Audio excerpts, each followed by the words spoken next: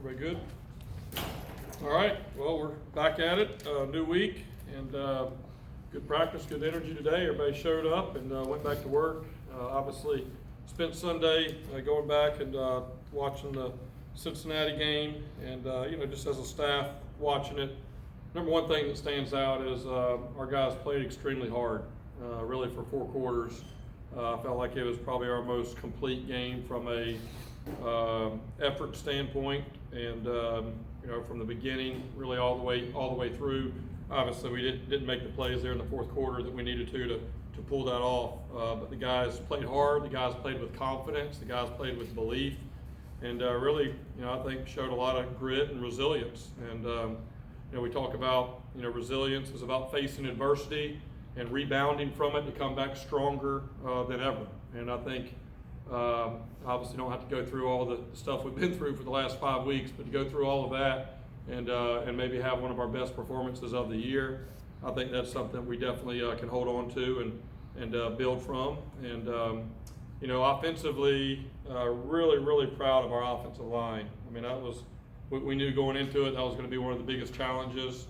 And Cincinnati, number 1 in the country in sacks with 23 sacks, and that was playing an option team in there too.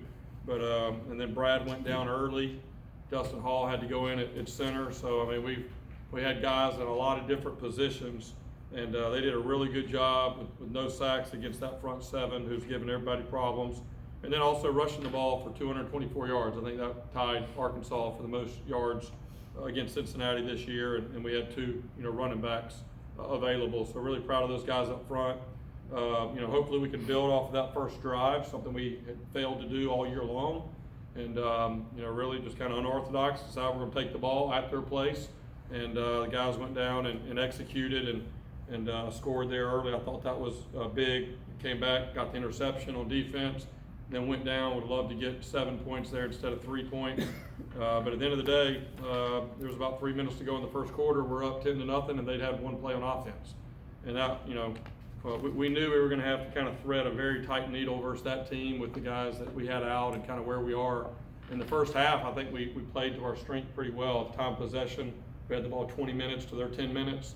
And then the second half, we just, offensively just didn't finish the drives that we needed to be able to keep the ball and be able to score. But defensively, and then the other positive, I think, offensively is no turnovers. I thought that was a positive, even though we had 2 balls on the ground. We've got to get that cleaned up. Defensively, again, good to get off to a good start. Interception, I think I have an AB back, showed a difference there. And then much better on 3rd down. That's been a problem that's kind of plagued us throughout last 2 years. And we were, I think they were 2 of 7 on 3rd down. And I felt like we played a lot better pass defense, obviously, than the week before. They came out trying to throw the ball first place. That kind of told you what they had thought off the video. To hold them under 200 yards passing, I thought that was something that we can build off of there. And then we continue to have a couple sacks and tackles for loss. But at the end of the day, trying to pull that off, we had to play a little bit better than we did. We did a lot of good things, but wasn't quite good enough to go on the road and beat a team that's had a ton of success the last few years. And so that part's frustrating. But like I told our guys, it's not like we got to just start over and just do something different. If we were to go out there and just, get blown out and not even, be competitive, then you got to look at what you're doing and all that. But our guys are fighting, and really it's just, a few small details that continue to show up that we got to clean up and fix. Very excited. Our guys are very excited about coming back and being at home. We pull in Ray J on Saturday. It'll be the first time in 35 days that we've been there, and I don't think that's ever happened here before. And obviously part of it's because of the hurricane there and relocating to Fort Lauderdale. But I know our guys are excited to get back in our home stadium with our students and alumni and fans. Obviously homecoming's a really big deal, and our guys are looking forward to that. Tulane, they're having one of their best seasons they've had in a long time. They're 5-1, and honestly, 1 play away from being 6-0. They've done an excellent job of really developing their players, and they're playing at a very high level. Defensively, they've got one of the top-ranked defenses in the country. Out of 131 teams, they're number 4 in pass defense, they're number 7 in scoring defense, and they're number 15 in total defense. So pretty dang impressive right there, and they played some good teams as well. And on offense, I think it starts with their quarterback, Michael Pratt. We've seen him the last 2 years, and really talented player. I think in his 2.5 years, he's responsible for 62 touchdowns, passing and running. And he's got a really good group of skilled players around him. They know their scheme inside and out. They got a good group up front, but they like to throw the ball. So that's going to be another challenge for us versus another talented quarterback. It seems like we're in that year every week. We're playing another talented quarterback. So another big challenge. I think that the biggest thing for us is we've shown that we can play at a high level versus two very talented teams on the road in their environment. Right, the two biggest environments that we played in were Florida and then Cincinnati last week. And what we've got to be able to do is we've got to be able to play at a high level each and every week. And one thing I talked with the team about, we did not respond well to the heartbreaking loss against Florida, right? The next week we came out against Louisville, and physically and mentally we weren't ready to play. And we talked about it all week, but at the end of the day, we didn't respond the right way. And this loss against Cincinnati is very, very similar to the Florida loss, heartbreaking right there, leading the fourth quarter, had a chance to pull something big off. But we've got to respond a lot better. We got to learn from what happened between Florida and Louisville, and make sure that doesn't happen between Cincinnati and Tulane this week. So that's a big focus for us, and I do expect it to get some guys back from injury standpoint on maybe a challenging side. Rashad Cheney did break his ankle. He's going to have surgery this week. He'll be out for the year. Safety Ray Thornton, who's been out the last couple of weeks, is going to go ahead and have surgery on his shoulder. He'll be out for the year. Kelly Joyner was back today, but he was just doing a little bit of individuals. I think that's a good sign. His scan that he got yesterday was very positive that his bone is healed. And I'm not ready to say that he'll be ready to play this Saturday because he hasn't been able to practice in whatever it's 4 or 5 weeks. But just getting him back out there to go through individual and start running again and all that tells me that he's definitely on the path back. I expect to get Mikey Dukes back. He looked really good today.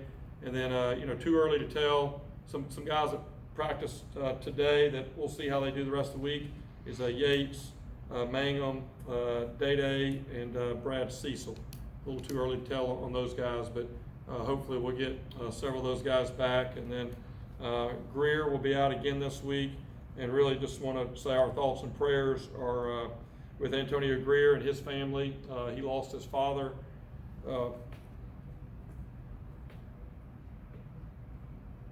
He lost his father last week, and definitely something that difficult for anybody, especially when you're off at school. Is very challenging. He was able to go back and see his dad the week before, whenever we were down in Fort Lauderdale, and we got the word that his father was not doing very good. We were able to fly him up to Atlanta to be able to go see his dad in the hospital, but he's dealing with all of that. So our thoughts and prayers will be with Mr. Greer this week. With that, I'll open it up for any questions. When you looked at the fourth down, the Bohannon to Batik play on film, what did you see? How did you analyze it? The choice that was made. What did you see? Yeah, we talked about it, and I think Gary would tell you the same thing. We wish he would have ran it, and he wishes he would have ran it. Looking back at it, just to kind of get technical with it, he was supposed to read the linebacker that's right there, and if the linebacker runs with the back, then he's supposed to keep it, and there was a very nice hole there. And but the linebacker stepped up and then turned and ran right at the time that Gary was going to throw it. So for us as coaches, I think we can do a better job of two things. Number one, if we call it that same way, tell him, hey, we're calling on 4th and 1, and you're running it unless that guy's blitzing and it's super obvious, but you're running it. So I think we could have done a better job of coaching him on that and not let it be a normal RPO where it's kind of 50-50 and you kind of live in that world. Then the other thing that we could have done a little bit better is probably clean it up for him and maybe jet the running back out a little bit early before we snap the ball. But it was one of those that's very gray, that when you watch the read, as soon as the ball snapped, he stepped up and then he took off. And Gary watches him step up and goes to throw it. But at the end of the day, we got to coach that a little bit better and explain to him the intent of the play was to pull the linebacker out and run the quarterback. And, so we take responsibility of that, and Gary does as well. And he did something that I haven't seen in the 2.5 years that I've been here. He stood up in the team meeting yesterday after I got done and took responsibility, for that play, which I thought was pretty special and unique. And hopefully that'll be a kind of a point we can look back on later in the year, seeing a guy stand up in front of his teammates and take ownership, in those kind of situations. Even when honestly it was a very gray deal. I think we could have coached him better to have him prepared for that exact situation. So that's the truth on that. Jeff, one of the things you wanted to do in the offseason was build depth. Yeah. And that's had a lot of, should we say, a lot of opportunity this year because of the injuries to frontline guys. How do you feel that they've been stepping up on both sides of the ball? Yeah, well, I think a positive is, if you'd have told me at the beginning of the season that we were going to play Cincinnati, knowing what they had up front, their front seven, and we were not going to have Dono, and we were not going to have Brad, and Meach was going to be playing with one foot. I mean, his other foot's numb, basically, and he's out there doing the best he can. I would have told you, it probably was going to be tough, right? And also, Josh Blanchard, our backup tackle, is out for the year, and then Zach Mendoza, who we brought in as a transfer tackle, got here and had a medical condition, and he's coaching with us right now. So if you'd have told me all of that, and then we still would have gone out and been able to execute the game plan and had no sacks and run for over 200 yards. So I think that part, those are the small things that you see as a coach. It doesn't make the loss any less devastating, but it does give you, I've also been a part of losses where there's not a lot of bright spots. You just got your butt whipped. And that wasn't that situation. There was a lot of guys that really, you also think about like K1 Powell. He hadn't played a whole lot. We went into that game with just Batee. I think Batee, he's having an incredible season. He makes a lot of plays, and he's just been more durable than he's ever been. And he's a guy that's really standing out for us. Defensive line wise, we've been challenged there a little bit, and it's been good to see, a few of those guys step up. We're hoping to be able to get Yates back this week. I think that would be really big. Obviously losing some guys inside, and then again, little things that I notice as a coach in a world that maybe these things are a little bit less common is Jatorian Hansford, who signed with us to play defensive end and had multiple offers to go other places to play defensive end. And then he gets here and we have several injuries inside, and we go to him and say, we need you to go play inside. He says, yes, sir, whatever to help the team, and hadn't batted an eye.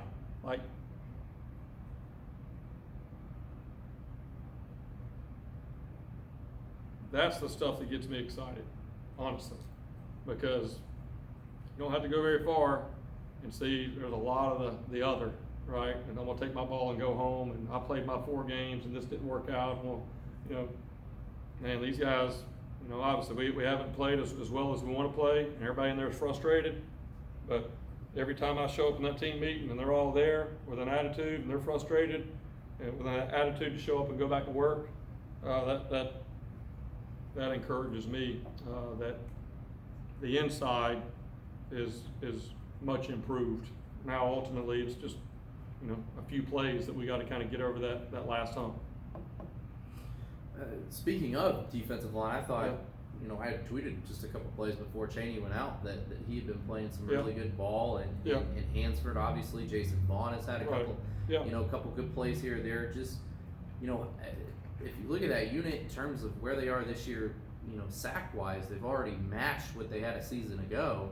Yeah. Just how impressed with that group. I think the big word is progress. I think that's probably the big word. I think that group can still do more, and we need them to do more, but they've done more than they had previously. And and it really, something I've challenged them on, earlier in the year is just straining and fighting to get off of blocks and being relentless to make plays. And I've seen more of that the last, few weeks than maybe I did at the beginning of the year. I didn't feel like we played very well at all up front against BYU. And, but that group has, and you're right. I mean, obviously our sacks and TFLs were very, very poor the last 2 years, and it's improving now. So I think that's something that we can build off of. And again, we've had maybe 4 weeks in a row without Yates, who's kind of one of those staples there inside. And so hopefully we get him back. It'll continue to improve. When you look at the amount of injuries that you've had and the type of players that are hurt, do you say bad luck? I mean, is there any explanation for it? We've I'll look into it and think about it. I think if they were all the same thing, like right now, the most common one we're having is a broken wrist. So, like, I don't know if that's drinking more milk. Seriously, those are the questions that I'm asking. Like, there's not anything that I know of that it would lead to that. If we had a lot of the same injury, like when you're having like a broken foot, a broken wrist, again,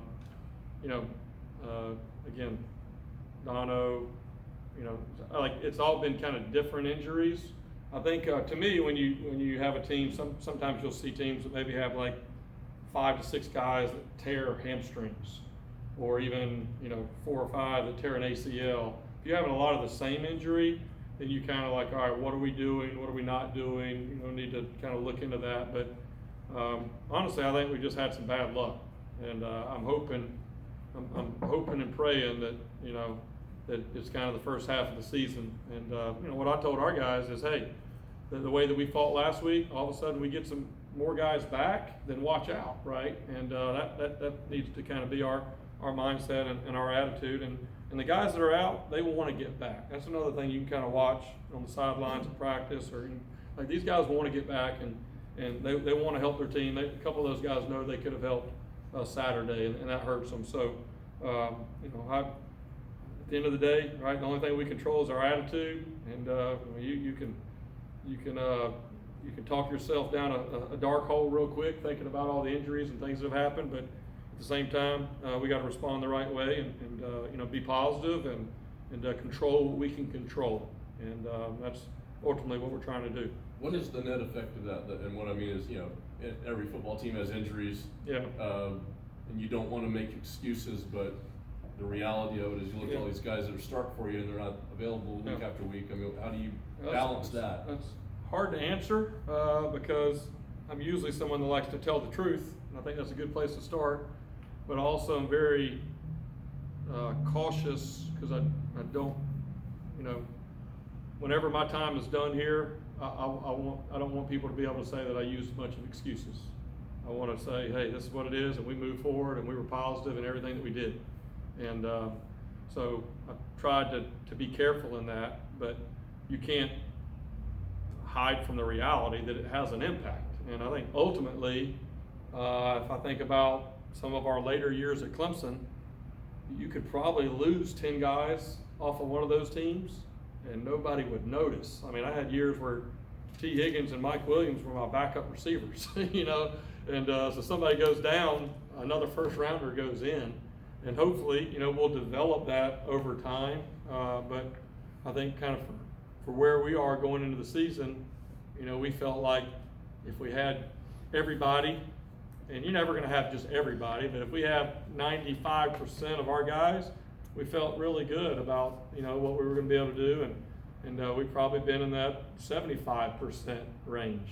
But again, the thing that I appreciate is the guys really haven't blinked an eye, and they keep moving. No players made excuses or pity me or this, that, and the other or whatever, or it's just not meant to be. There hadn't been any of that. I mean, the guys have been showing up and next man up. And I think ultimately the net positive, the disappointing part is when you lose some close games and have a lot of guys out and just wonder if we'd had this guy for that 4th and 1 or goal line play or whatever, could it have been different? That part's hard. But the net positive of it is that we're getting a lot of other guys good work. Like K1 Powell's getting a lot of work, and those other younger guys are getting a lot of work. So when we do get the older guys back, now we truly have developed depth during the season, right? We talk about developing depth, and we practice 2 and 3 groups every day, right? But really, I mean, there's a whole nother level when you're having to go out there and play, and they're counting on you. So I think the net positive for the rest of this year and beyond is there's a lot of guys that are getting meaningful snaps, and the only way you learn is you go out there and you have some success and you fail, and you learn from that and don't make the same mistake, the next time you get back there. So yes, it's a challenge, but I'm hopeful that we'll be able to improve in our overall team health here down the stretch. Jeff, you said in your opening statement just that you guys didn't respond well to the Florida loss. Yeah. So how do you say anything different this week? Do anything Yeah, different this week? I brought it up in the locker room at Florida, and I might even told y'all that at post game, because Louisville had lost maybe the day before, Friday night, I think, Friday or Thursday, I can't remember. They lost to Florida State, where they maybe felt like they could have won, and then we turned around the next day and lost to Florida, felt like we had a chance to win. And so literally, it was one of the first things that came to my mind in the locker room after the Florida game, as I said, hey, both us and Louisville are coming off heartbreaking losses to good teams, and the team that's going to play the best next week is the one that's going to be able to move past it, and we've got to find a way to move past it. And again, talked about it Sunday and Tuesday, and maybe you don't talk about it. Maybe that's what you're supposed to do, because I talked about it a lot and we didn't get over it. Now there's also the physical toll, right? We had a deal at Clemson too. If you looked at everybody's record after they played us at Clemson the next week, they didn't play very well, and we took a physical. There was a physical toll to be paid after the Florida game. I know we got some guys banged up a little bit Saturday, but I felt like we came out overall, other than Cheney and Brad Cecil, I feel like we came out healthier. Like Gary looks really good right now in practice and all that, where he did not look good after the first half of the Florida game from a health standpoint. It took him 2 weeks to get over it. So I think all you can do is address it and move forward. But it's a challenge, and again, you can talk about it, but we didn't do it. And the other thing is, we played our best 2 games against on the road and big environments. We haven't played well, in a different environment, and so we got to be able to bring that same energy and same desire and all that each and every one of these weeks, because we're going to continue to play really good teams. As I asked you after the Louisville game, with Gary and kind of how he played in the first 4. Yeah. If you had full confidence, right? You said yes. Yeah. As these past 2 games, he hasn't thrown an interception. He's commanded the offense, pretty well. Did you see something shift in him after that Louisville game to right the ship a little bit? Well, I'm sure, that'd be something you could ask him. I definitely think there's probably been things with him in his own mind that he's worked through. One thing that's obvious to me that I know is a big deal is he got his receivers back, right? He got Weaver and Jimmy back, and you saw Jimmy against ECU and the Weaver, impact last week. So getting those guys back, like that's important. But I'm sure with Gary, all of us, players, coaches, everybody, even though we knew we had some challenging games, we didn't envision the first 6 games going the way they have, and didn't envision the first 4 games going the way they have. So I'm sure for him, trying to kind of work through all of that, and then at some point, you got to make a decision that, what, I'm here, and we're going to have to do this, and the only way we're going to get out of this is if we get ourselves out of it. And so I saw him trying to find his way in that leadership kind of role and really kind of take charge.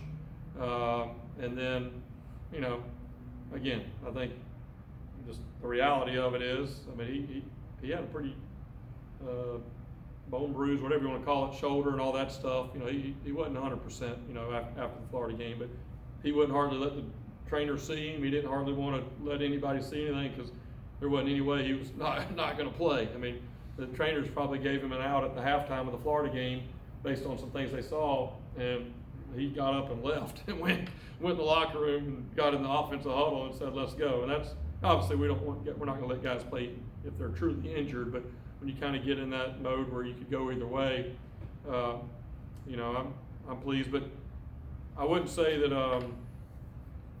I don't think there's like this one moment. I just, from what I've seen from Gary since he's been here, what I saw from him in fall camp, I knew that from our team and from him, the first few games wasn't, you know, his best or our best. So I knew that eventually things will sort themselves out a little bit, and feel like that's kind of happening right now, not just with him, but overall in a lot of areas. And then looking at Tulane, I mean, it seems like their 2-10 season last year is becoming more of an anomaly with what they've been building over the last 3 or 4. What have you seen as the biggest improvement with that team coming into week 6 or week 7? Well, and again, it's hard. You know, you just watch them on video. They're well coached. They play extremely hard. They're very athletic. I mean, their safeties and corners. I mean, they're extremely athletic. Their linebackers are excellent players. Overall, just team speed. I think they've done a good job of recruiting and developing that. And the quarterback's playing at a high level. They just look like a very confident team. You know, defensively, they don't do a ton of stuff, but the better you are, the less stuff you have to do. And so it kind of makes sense that, you know, they're just all around. They're not going to make a lot of mistakes. They play hard, and they recruited well and developed well. I think there's been maybe a couple of transfers they brought in that are having a good impact for them this year. But you know, but we saw last year, even in the midst of what was a down year for them, they played extremely well against us, and that was, you know, a disappointing performance for us towards the end of the season last year. So we got to make sure that we do the things required to play a lot better against them this year. Some of the things you were speaking about with Gary from a leadership standpoint, apparently Dwayne Boyles has exhibited that too, in terms of dealing with his teammates and getting in their faces and all that. What have you seen from Dwayne that from a leadership standpoint that impresses you this year? Appreciate you bringing that up. And I think with you know, Greer a lot of times has kind of been the voice of that defense. He's a little bit louder sometimes than Boyles has been, but with Greer being out the last few weeks, and you know, Boyles really has taken over, and it's kind of interesting that both him and Gary both wear number 11. But I feel like he's made the same impact to that defense and really just kind of being that vocal leader. And again, you've had 2 of our leaders being out with Greer and Yates being out, and so you got some newer people in there. And you know, Boyles has stepped up, and Boyles is having his own defensive meetings. We're limited on the number of hours by NCAA that we're allowed to meet with our guys. So Boyles has been organizing defensive team meetings for them to come up in the evenings as a defense and watch video. Like, those are the little things, you know, that it takes when you're trying to kind of get over that hump a little bit. And then just overall his demeanor and intensity in practice. I mean, those guys, this is important to them. They know this is their last year. They've been here for a long time, and they're running out of games, right? And they want to. They came back because they wanted to leave it better than maybe how it had been the last few years. So this is very important to all of them, as well as myself and our team. You know, how we finished these last 6 games. And he speaks about, you know, when he got here, I think they won the first 7 games, and then hadn't been quite that way. But he speaks about, it doesn't matter what we're confronted with; it's not going to stop me.